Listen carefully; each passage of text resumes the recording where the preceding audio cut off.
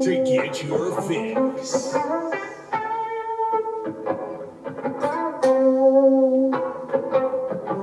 you ready? Are you ready to get your fix? Are you ready? Are you ready to get your fix? Are you ready? Are you ready to get your fix? Are you ready? Are you ready to get your fix? Are you ready? Are you ready to get your fix? Are you ready to get your fix? With the Wicks here on this beautiful Wednesday, October 6th, 2021, and welcome to the show. What a wild 24 hours we have had surrounding the world of football. I mean, there have been a couple big players released and a new starting quarterback announced, and there's some other, mumbo jumbo in which we will cover in just a bit. Before we get to the world of football, though, the first wild card game of the MLB 2021 playoffs took place last night with the Boston Red Sox beating the Yankees, the New York Yankees, in easy fashion, 6-2. Now, this game definitely could have been closer if it weren't for that fucking big green monster who had one hell of a night, keeping two long fucking moonshots. I mean, just straight fucking bullets off the wall, keeping those inside of the ballpark from Giancarlo Stanton. In any other ballpark, that would have been a home run. The announcer last night said, that home run, or that ball right there would have been a home run in 11 other stadiums around the MLB. No, dumbass.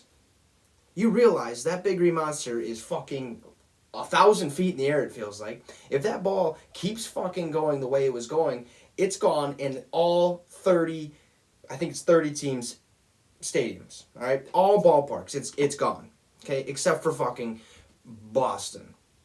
However, the Red Sox relief pitching did phenomenal, okay? They came in and set the Yankees down 1-2-3, one inning after another, and made sure to solidify the dub. All right, tonight, though, we got the last MLB wildcard game between the St. Louis Cardinals taking on the Los Angeles Dodgers, which should be electrifying. The Dodgers are without Max Muncy, but hey, the Cardinals have Adam Wainwright on the mound, and the Dodgers have Max Scherzer. Two dogs, two veterans of the game that should be able to, cause some fireworks out there, make this a ball game. Last night, Garrett Cole got the nod, Nathan Eovaldi got the nod, and Eovaldi, obviously outdid Garrett Cole. Garrett Cole has had a really tough time after you can't use that fucking ticky-tack shit that you put on your hands or your fingers to make the ball have a little bit more speed, a little bit more juice. So if you're throwing 92 without it,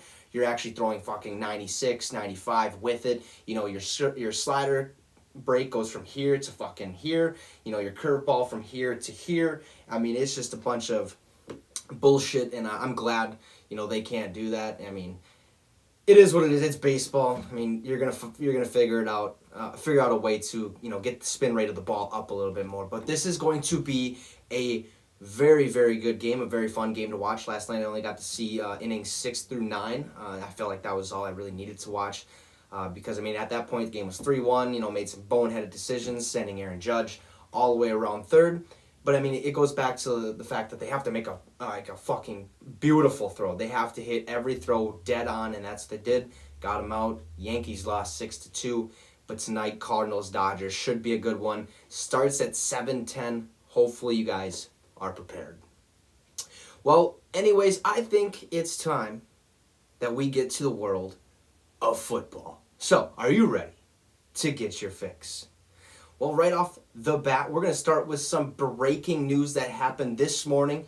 Stephon Gilmore, all right, for the last 2 years, the New England Patriots and him have been trying to work out a contract, okay? Hey, we need you to stay on this team. We can give you a little bit of a raise, all right? We're open to giving you a raise. Not too much.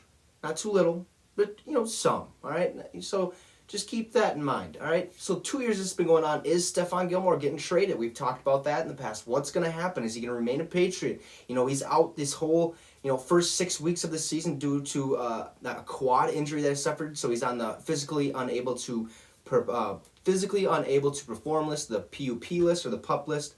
And this morning, the New England Patriots had officially announced their release of Stephon Gilmore, as they just cannot come to terms on a contract, which sucks for, both sides, I guess, especially the New England Patriots, who, really kind of need that veteran leadership on that defense. A guy who's played 4 years in New England has done very, very well for himself. I mean, he was the Defensive Player of the Year in 2019, which he's only one of 4 defensive backs to ever do that in the NFL. I think it goes back to like Rod Woodson, and a couple other names, 2 other big names, and the other 3 besides Gilmore are all in the Hall of Fame, so that should say something there. But I think Gilmore, what you get with him is a straight up dog, okay? this man is literally, when he plays and when he's healthy, he's in the conversation of Defensive Player of the Year every single year, okay? He top 3, top 5 man-to-man coverage guy, probably a top 10 zone coverage guy, but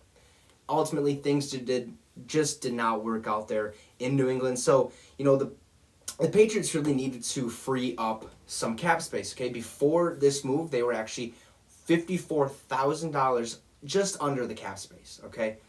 Well, this release now will give them $5.8 million more to add to that cap, which is pretty big chunk of change, especially if they need to make moves later on down the road, before that trade deadline hits, which I believe is sometime in November, I want to say.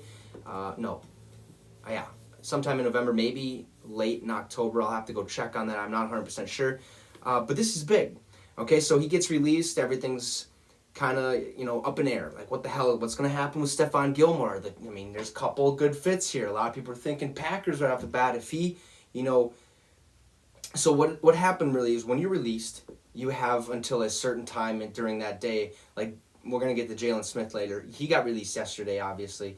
And he had till today, which to make it official, pretty much. So Stephon Gilmore had till about 4 p.m. to make this release official. Otherwise, a trade could happen. Well, the fucking Carolina Panthers came out of nowhere.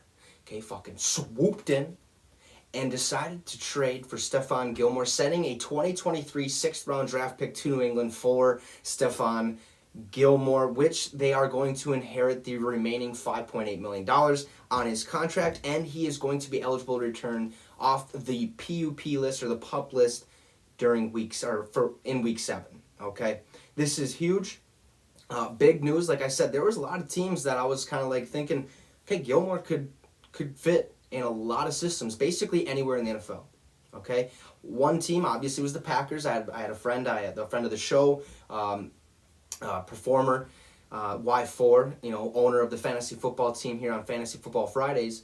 He said he's like, hope Packers go out there and hope they get him. They have enough cap space to do so at this point. We'll see what happens. I was like, that sounds pretty decent. I'm like, there's a couple other teams. So what about Seattle? San Fran? And then I go to work, who's kind of, picking apart or picking some brains over there, and one of them said, what about the Bucks? And I was like, well, they really don't need too much help. Sean Murphy-Bunting is on IR. Jamil Dean got hurt a little bit, wasn't too serious, but Carlton Davis ends up getting hurt as well. They are short-staffed at corner, so that sounded like a decent fit. There's all these different organizations around the league that you could really think Stephon Gilmore would fit really nice, and especially, the Buffalo Bills, who were once his former team. They probably don't have the money at this point, nor they really need him. They fucking 118-21 in the last 3 weeks is just ridiculous for them to outscore their opponents. But this is big, okay? Carolina just fucking traded to the Jacksonville Jaguars. I can't remember what they traded, but they got C.J. Henderson. He was a first-round pick last year. Looked like a dog all fucking year. I was really high on him. I thought this guy is really, really good, really, really talented, able to perform at a high enough level in this league. So they did that, okay? Then, I believe they did that right after J.C. Horn was injured. I'm not sure how long that injury, we talked about it. I can't remember off the top of my head how long that injury is going to last. But they're like, fuck, we need help at the defensive back position. They seen this opening, Stephon Gilmore, go in, swoop in, and this is a really, really good fit because for those of you that don't know, Stephon Gilmore actually played at South Carolina Gamecocks, I believe is what they are, what their college is. So he has ties to that South Carolina area over there, so this is big, okay? Carolina is looking to, go far, make some big plays, make some big moves, go and try to make the playoffs.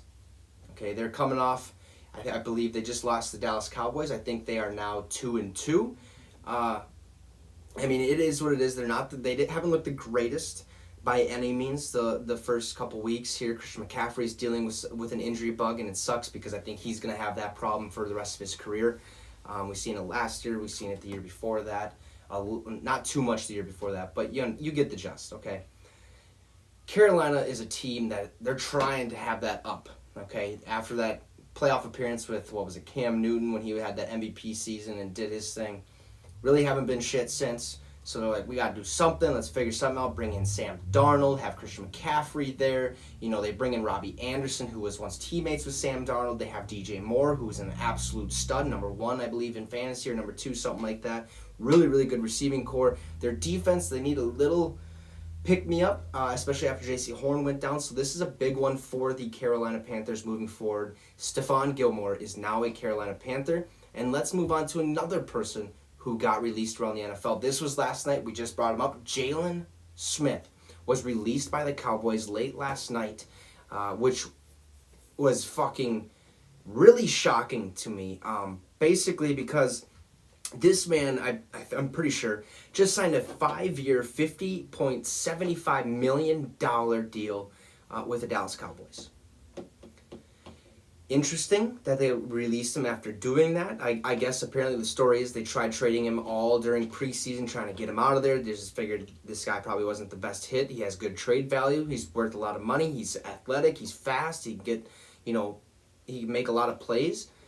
But I understand why they released him. Okay, so his snaps per game was slowly trickling up. And then I think at week 3, he is at 50. Last week, he had 28 snaps. So from 50 to 28, he really, really went down in snaps for games. And that's because this man just made some boneheaded decisions. There was one picture I seen where the ball was passed way the fuck over there. Jaylon Smith's way over here trying to dive. I'm talking like 20 feet away from where he was diving. This guy was just making these plays where you're just like, you shouldn't be playing football. Like, do you even know what you're doing? It is what it is. It happens when you're playing an NFL game and you just get fooled by the opposing quarterback, the opposing coaching staff, and stuff like that. It happens. I get it. But you just can't let that happen, especially if you're supposed to be a top-tier player, right? Well, they released him. Couldn't figure out how to trade him, couldn't get rid of him. So that meant that if he was not picked up or not traded for before today, he was going to hit the free agent market, which ultimately happened. Now it is in discussions. It actually is it is more than likely going to happen. I think it has already been said. They're just tweaking some of the finalizations of the deal with Jaylon Smith. But he is going to be a Green Bay Packer. And that is huge. I have said this whole season, the one thing Green Bay needs is a linebacker. They need somebody there to pick up the absence of Zadarius Smith, okay? They need someone there to make plays, stop that run game, figure this out for the Green Bay Packers so that they can go into the playoffs knowing that this team is just a little bit better than what they were the last 2 years when they got to the NFC Championship, ultimately lost, and the rest is history, okay? But one thing I always said, I was like, okay, they got rid of Blake Martinez. Why the fuck would you do that? That was a huge, huge let go. I understand, the business side of it and stuff like that, but he's been the leading tackler for the New York Giants ever since he got released from the Packers or traded from the Packers, whatever it happened. And yeah, okay, you get that. So Jaylon Smith is going to be a huge factor for the Green Bay Packers. I'm glad they did this. One Packer fan that I work with, whatever, he said that's probably not going to happen due to money issues and blah blah, but we don't have that much. Well, this basically what happened here is when they released him, the Cowboys not only owe him $7.2 million that he was guaranteed, but now have $9.8 million in dead money this year. Okay? That's $16.6 million of dead cap this season, I think. Or it's this season plus next season, which is like $6 million. But he did sign that $50.75 million deal worth 5 years. So ultimately what would happen, I believe, is since he's going to Green Bay, they don't have to pay him shit at all this first year, I'm pretty sure. It's like little to nothing, little to no money, and all Green Bay has to pay him this year, which is huge. Who knows if this is going to be a short stint. He plays the Packers the rest of the season, they release him, or they try to rework his contract, figure it out a little bit. But this is big. Okay, I really like this move for the Green Bay Packers because, like I said, they needed a linebacker. Now they just got to figure out their cornerback situation. Even though I do love Jareer Alexander, he is a top 5, top 10 corner in all of football, and so they also have Eric Stokes, who's a rookie from Georgia. He is playing unbelievable at this point. I am very, very shocked that he's doing this well. I think John is even, or Y4 is even a little bit shocked. Because he had high hopes. He's like, this guy, hopefully he's a dog. We need corner help. And he's a dog. Okay, now they just got to get the other corners, like Kevin King, Darnell Savage. They got to get them going a little bit, all right? And they'll be fine. But big signing there for the Green Bay Packers. Now we're talking about all the wildness, right, that happened this whole last 24 hours that we've been away from the show. But the Chicago Bears have finally announced that Justin Fields will be the starting quarterback going forward. Now, I really don't know what to think about this because, we've heard all the speculation the whole fucking preseason, the whole first couple weeks when Andy Dalton even got hurt. Matt Nagy said, hey, fuck, Andy Dalton's our starter regardless of what happens. Hey, Andy Dalton's our starter when he's healthy, okay? When he's ready to go, he's the guy we're going to be calling. The last 2 weeks, Justin Fields has had a chance to go on the field, showcase his skills a little bit, had 1 passing yard 2 games ago. Last game he did pretty decent, got the dub against the Lions. It is against the Lions, so that's kind of, you put that in the back of your head, like, is that a real team he just played? Not really sure. But now it is finally announced that Justin Fields is a starter while Andy Dalton is a full participant at practice. Like, huh? I thought Andy Dalton, when he was healthy, was going to be the starting quarterback. What's going on? Well, this whole week, okay, whole 2 weeks, Matt Nagy has been on the hot seat. People are calling for him to get fired. They say, get him out of Chicago. We do not want him. He is a garbage-ass coach. He can't fucking call offensive play calling whatsoever, so they have Bill Lazor, or whatever I know his last name is Lazor, do it. He did a phenomenal job. Matt Nagy in the press conference was like, yeah, me and him did a pretty good job. They're calling offensive plays. Dude, shut the fuck up. You did not do shit. We seen your play calling. You had 1 passing yard. We seen Lazor's. He did pretty solid. He got a dub. You didn't. So, zip your lip and keep moving. All right, this whole time he's been under fire or under the hot seat saying Matt Nagy needs to be fired. I think this move is him trying to save his own ass. Like, literally.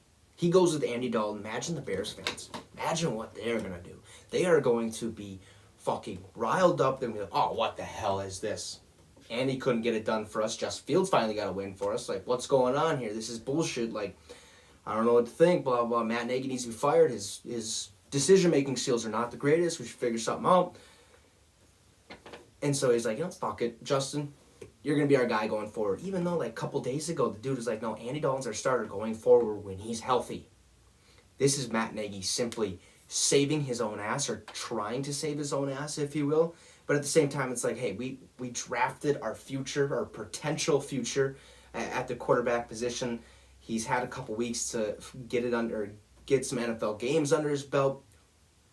Why don't we just continue to roll with him, okay? We know what Andy Dalton is. We know what he's capable of doing. We've seen what he can do. He can be just fine if Justin Fields fucks up.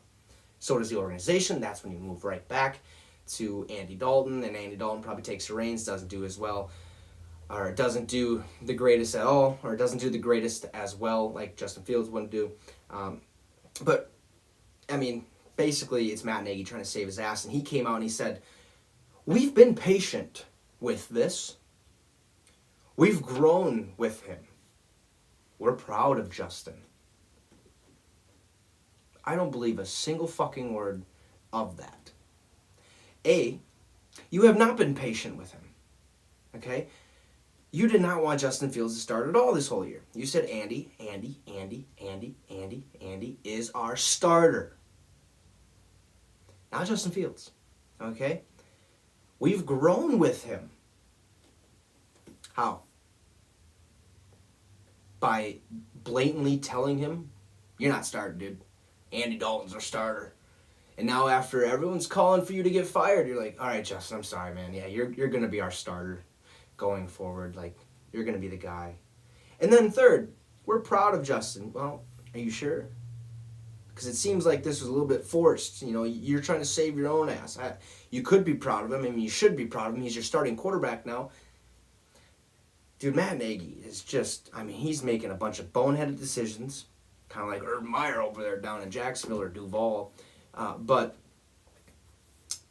dude, like, I like this. I do like this. I think Justin Fields deserves the chance. I think Justin Fields is the better chance for the Chicago Bears to, you know, get more wins down the road. But the way he went about this is I mean, fucking ridiculous. He had the PR go out and announce at a media day saying that, nope, Andy Dalton's our starter when he's healthy. Like, what do you want? You want them both to fucking go out there and start? I mean, you could put Justin Fields at halfback. I mean, you just lost fucking David Montgomery to, 6 to 8 weeks or something like that. Or, excuse me, 4 to 6 weeks, excuse me. So, for Justin Fields in this whole situation, as he is now a Chicago Bear starting quarterback. Now moving forward, before we get to that Thursday night preview of tomorrow's game, I should say, let's talk a little bit about Dalvin Cook. Okay, Minnesota Vikings fans, turn your ears up a little bit for this. So, Dalvin Cook, before the game last week, before Seattle, had an ankle injury, okay? He suffered an ankle injury. We weren't sure if he was going to play. Turns out he's not going to be playing against Seattle. Okay, we go in there. Alexander Mattison has himself a fucking day. 125 yards, I believe, or something like that. Just ridiculous. Did really, really well. We got the dub. Then the whole next week, it's like, all right, questionable again for Dalvin. What's going to happen? Turns out he had a lot of reps at, I think it was like the Thursday practice or Friday practice, so it looked like he was on pace to start. He got the nod against the Cleveland Browns. Ultimately ended up re-aggravating it a little bit more. Not too much where it's something serious, I don't think, but it is still something, okay? Because he came out today and he thinks he'll be able to continue to play through his ankle injury. He said, that's the plan. I don't feel like I'm getting worse or heading in the wrong direction. That's good to hear, right? That's awesome, okay? If that ankle injury is nothing worrisome and it's just a little thing where we should be good, just tape that sucker up and we'll be fine. Let's continue to move forward. But like, on the other hand, it's like, okay, you let him go out there. He rushes for 60 yards or something like that on 8 carries or something stupid. And then he re-aggravates it. Maybe it's worse. Maybe now we're looking at 2 to 4 week ankle sprain, or maybe IR, or something stupid. Okay, this is big. Do we let Dalvin go out there, or do we just give it to Alexander Mattison and let him, continue to do the work? Okay, we got the fucking Lions this week. What have they been lately? Nothing, right? Their defense is, absolutely god-awful. Their offense really can't get anything moving. So, what do we do? In my eyes, if he is 100%, if he knows he can go out there and he won't re-aggravate it, good, go for it. Let Dalvin fucking, cook up some meals over there. But on the other hand, if he is not 100%, say he's like 95 or something, 90%, he's just like, I should be good. No, you're not good at that point. Let's go with Madison. Let's see how he rolls against the Detroit Lions, which he should be just fine. Let Dalvin rest one more week, even though he had that week to rest in Seattle. got a little bit better, kind of tweaked it a little bit during the Cleveland Browns game, and now it's like, I should be fine. I don't think I'm headed in the wrong direction. We'll see what happens. I think he's still going to get the nod, obviously, being the Minnesota Vikings' #1 back, being a top 5 back in the NFL, top 3 back in the NFL. But this is big news to kind of watch because this ankle injury could linger the entire season if it isn't, hit head on as quickly as they possibly can. Like right now, I think they sit him against the Lions. If this is not 100%, if they have to go in there and tape it up and like fucking Carson Wentz, how he had 2 sprained ankles, both of them were sprained. They had to fucking wrap those suckers up real tight so he literally couldn't move. He was just a fucking statue out there. But kind of, some worrisome news, not so much, but it's something to keep in the back of your head that we could be without Dalvin this weekend. It wouldn't really surprise me if we are without Dalvin because, like I said, you want to keep him as healthy as possible on that football field. Now it is time, before we end the show, to talk about tomorrow's Thursday night primetime football game between the Los Angeles Rams and the Seattle Seahawks, a division battle. We got the Rams sitting at 3-1, the Seahawks sitting at 2-2, where the Rams have only beaten the Bears, the Colts, and the Bucks, and they lost to the Cardinals, where the Seahawks have beat the Colts and the 49ers, lost to the Titans, and lost to the Vikings. Both teams are looking really solid. The Seahawks, I'm not really sure what you're going to get out of them because, like I said, they lost to the Titans, who look like dog shit right now, only can run the ball, and once you stop that, they're really nothing. They just lost to the New York Jets in overtime, which they probably shouldn't have, and they lose to a Vikings team who's still really, really solid.